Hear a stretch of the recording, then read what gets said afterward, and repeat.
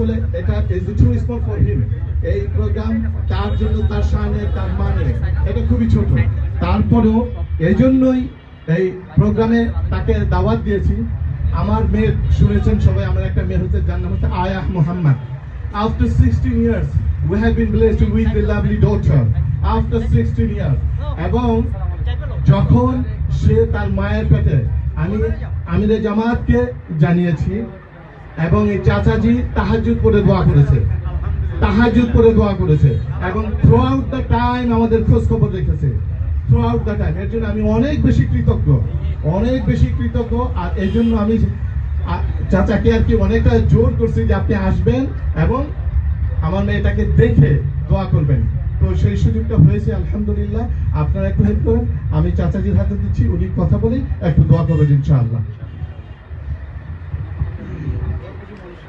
আসসালামু আলাইকুম ওয়া রাহমাতুল্লাহি ওয়া বারাকাতুহু। ওয়ালাইকুম আসসালাম ওয়া রাহমাতুল্লাহি ওয়া বারাকাতুহু। আমার সম্মানিত ভাই ও বোনেরা, আপনারা সবাই কেমন আছেন? আলহামদুলিল্লাহ।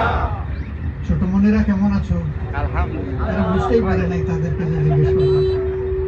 আলহামদুলিল্লাহ, আলহামদুলিল্লাহ। আল্লাহ তাবারক ওয়া তাআলার অগণিত শুকরিয়া। আল্লাহ তাআলা একটি মহৎ অনুষ্ঠান আমাকে আজকে আপনাদের সাথে শামিল হওয়ার তৌফিক দিয়েছেন। আলহামদুলিল্লাহ, আলহামদুলিল্লাহ। পরিষ্কার মাহবুব এবং তার সহধর্মিণী আমার খুব স্নেহের, এবং তাদের সাথে আমাদের সম্পর্ক দীর্ঘদিনের।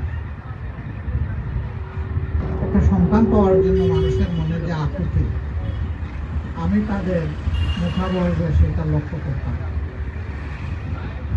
শেষ পর্যন্ত এর জন্য তারা অনেক চিকিৎসা নিয়েছেন, খানায় কাবায় গিয়ে আল্লাহর দরবারে ধর্ণা দিয়েছেন।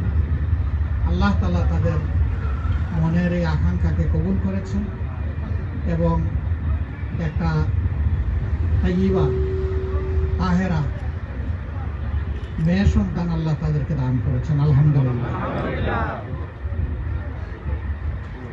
মাহবুবের শাশুড়ি, তিনি অত্যন্ত পরহেজগার, জ্ঞানী এবং আল্লাহর দ্বীনের জন্য নিবেদিত প্রাণ একজন দায়িত্বশীলা মহিলা ছিলেন। তিনি সারা বাংলাদেশ চষে বেরিয়েছেন এবং নারী সমাজকে তিনি আল্লাহর দ্বীনের দিকে দাওয়াত দিয়েছেন।